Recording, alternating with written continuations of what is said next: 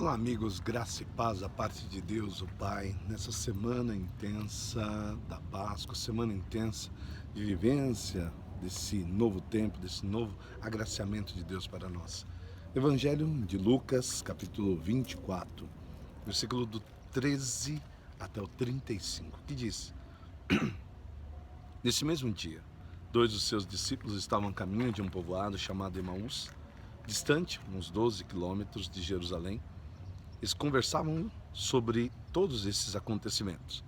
Enquanto conversavam e discutiam, o próprio Jesus se colocou no meio deles.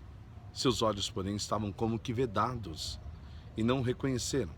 Perguntaram-lhes então: Que conversa é que tendes entre vós pelo caminho? Tristes, eles pararam. Tomando a palavra, um deles, de nome Cleofas, respondeu: Tu és o único peregrino que ainda não sabe o que aconteceu lá. E disseram: A respeito de Jesus de Nazaré, tornou-se um profeta em obras e palavras diante de Deus e de todo o povo. Nossos sumos sacerdotes, nossos chefes, o entregaram para ser condenado e crucificado. Nós esperávamos que fosse ele que iria libertar Israel.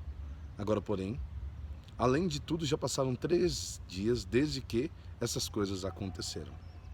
É verdade que algumas de nossas mulheres nos assustaram. Elas tinham ido de madrugada ao túmulo e não encontraram o corpo. Voltaram dizendo que tinham tido uma aparição de anjos e que esses afirmaram estar ele vivo.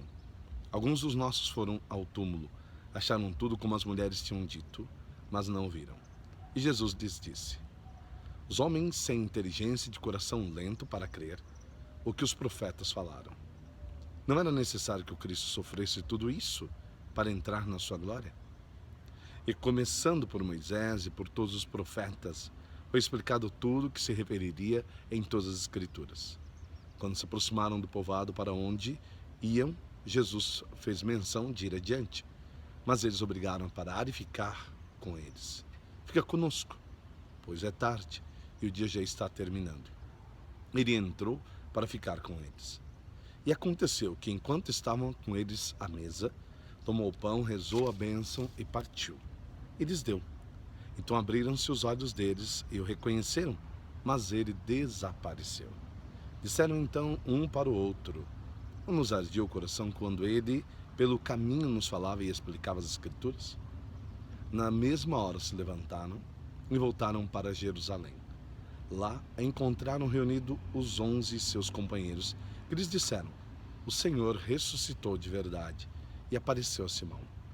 Eles também começaram a contar o que tinha acontecido no caminho e como o reconheceram ao partir do pão. Palavra da salvação, glória a vós, Senhor. De forma bem breve, amados, primeiro, 2 discípulos, um nós temos o nome, Cleofas, o outro nós não temos o nome. Então a compreensão que nós vamos ter: esse é o discípulo, esse discípulo sou eu, esse discípulo é você.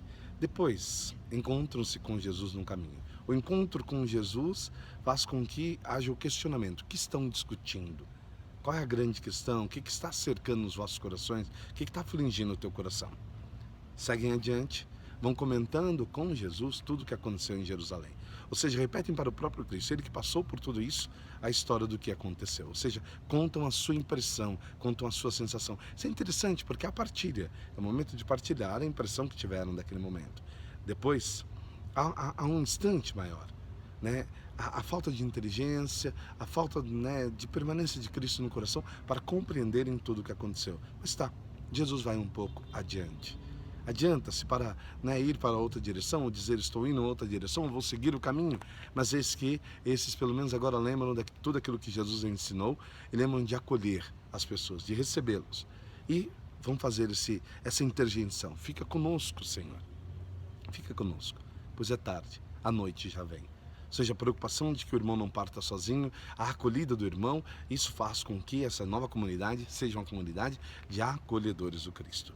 E é no acolhimento que nós vamos ver Jesus se manifestar. É no acolhimento e no partir do pão, celebrar a ceia, ou seja, conduzir os irmãos à Eucaristia, conduzir os irmãos à casa do Senhor para que vivam intensamente esse encontro de fé e de amor. Que continue então assim a sua reflexão, o seu pensamento também acerca desse encontro dos discípulos de Emaús com Jesus. Lembrando que um nós conhecemos, Cleofas, e o outro é você. Convidado também a caminhar com Cristo, a estar no caminho de Jesus e a conduzir os irmãos e as irmãs a uma experiência com Cristo Senhor. Deus te abençoe imensamente. Pelo Pai, Filho e Espírito Santo. Feliz Páscoa a todos.